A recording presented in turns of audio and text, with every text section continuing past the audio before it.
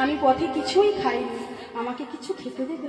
সে কি আমারই খাবার জোটে না আর তোমাকে খেতে দেব? কেন তুমি ভিক্ষা করো না? ভিক্ষায় গেলে কি হবে? কেউ ভিক্ষা দেয় না, তাই নাকি?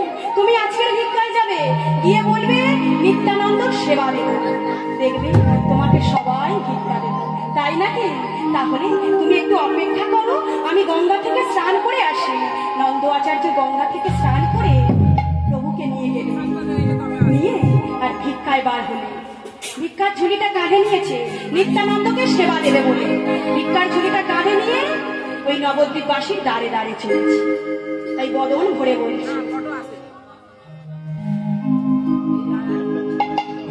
নবদ্বীপবাসী দ্বারে দ্বারে গিয়ে বলছে, কি বলছে বাবা? ভিক্ষা করতে যাচ্ছে নিত্যাই চাঁদের সেবা দেবে বলে। আমায় ভিক্ষা দাও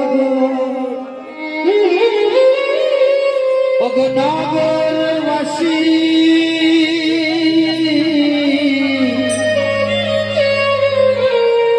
ভিক্ষা দাও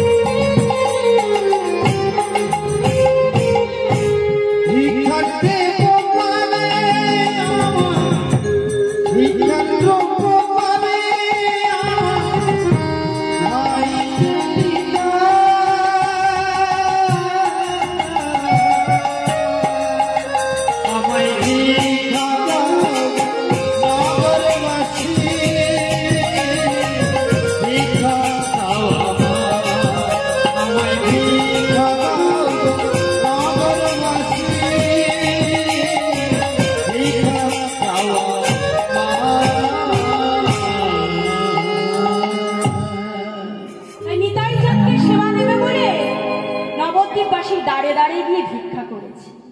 আর এদিকে এদিকে প্রভু আমার জানতে পারলে এক নবীন সন্ন্যাসীর আগমন হয়েছে। তাই অদ্বৈত আচার্যকে বললেন, অদ্বৈত আচার্যকে বললেন, দেখো তো, দেখো এক নবীন সন্ন্যাসীর আগমন হয়েছে।